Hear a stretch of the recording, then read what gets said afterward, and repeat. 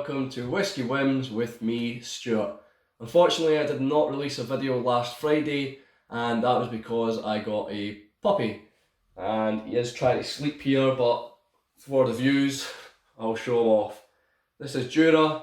He's 10 weeks old, and he's a dachshund, a sausage dog, which dachshund is actually German for, I believe, badger dog or dog badger, because they're used for hunting badgers. But anyway, we're here to talk about whiskey. So this is season 3, episode 1, and today I'm reviewing Glenmorangie Signet. It's a 46% ABV whiskey, it's non-age stated, and I picked it up at Edinburgh Airport about a year ago for £115. They've used roasted chocolate barley, which is predominantly used in craft beers. It's been matured in American white oak, and it was distilled in 2-pot stills by 16 master distillers, who are known as the 16 Men of Tain. The bottle and the presentation itself, you're paying for the presentation, £115, a lot of money. You want to get a nice presentation, and this doesn't let down. It's a nice box. The bottle itself is exquisite. It's a lovely bottle. You can see a little bit of the colouring at the bottom there, and the rest of the bottle's dark. It's a heavy bottle. The cork, I couldn't guesstimate how much it must weigh, but it's quite a weighty cork. So everything about this bottle is really nice and well put together. We'll get down to the whiskey. We'll see if the whiskey lives up to the box and the bottling and the price, because £115 for a non-age statement whiskey is a lot of money. But they do say that it's got some of their oldest whiskey in here, and I think that's between 35 and 40-year-old.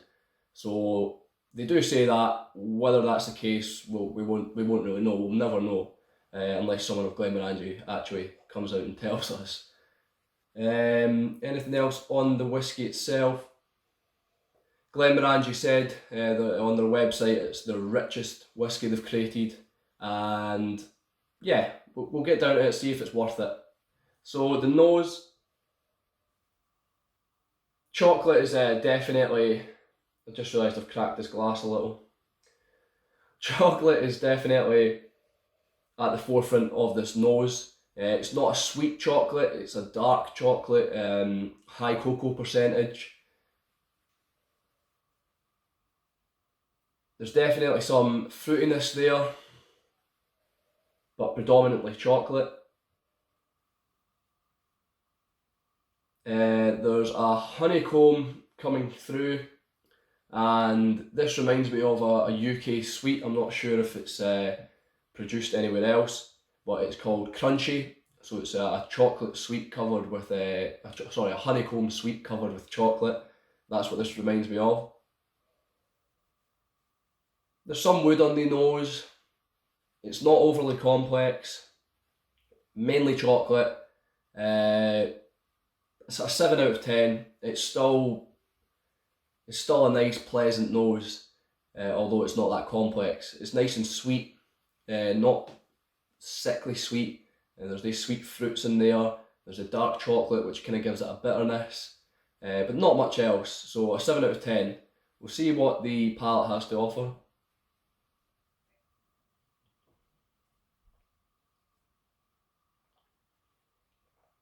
Once again, initially, more chocolate. However, this time it's more on the sweeter side.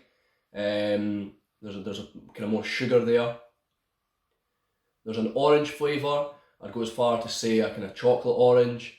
We have Terry's chocolate orange in the UK. Kind of chocolate orange oil and chocolate sweets. It's a lot sweeter on the palate than it was on the nose.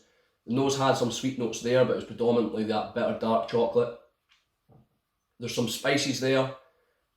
There's some ginger.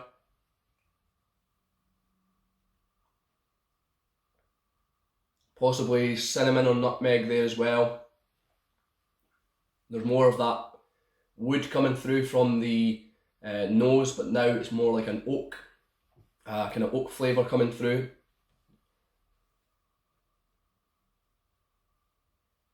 A lot of roasted espresso flavours as well, or roasted coffee flavours there. That's possibly from the the placebo effect or the power of suggestion from the roasted chocolate barley, but there's a kind of roasted coffee flavour there. An 8 out of 10 for the palate, a nice palate, nothing too out of the ordinary there, but yeah, an 8 out of 10. The finish, take some more.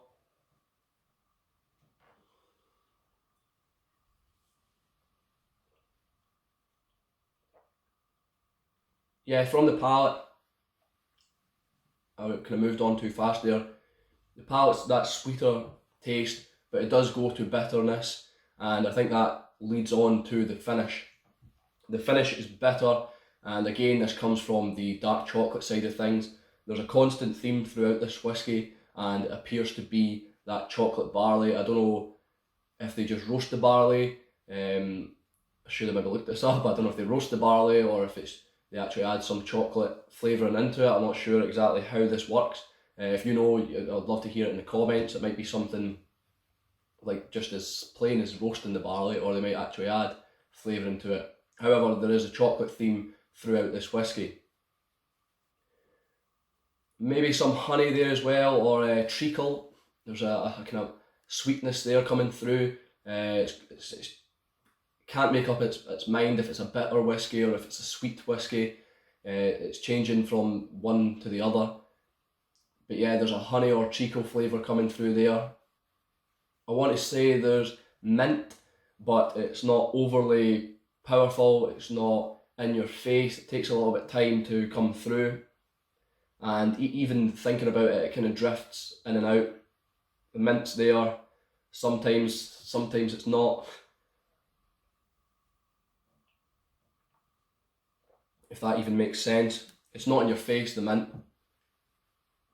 And there's a sort of hazelnut flavour there as well, kind of sweet hazelnut, possibly once again chocolate hazelnut.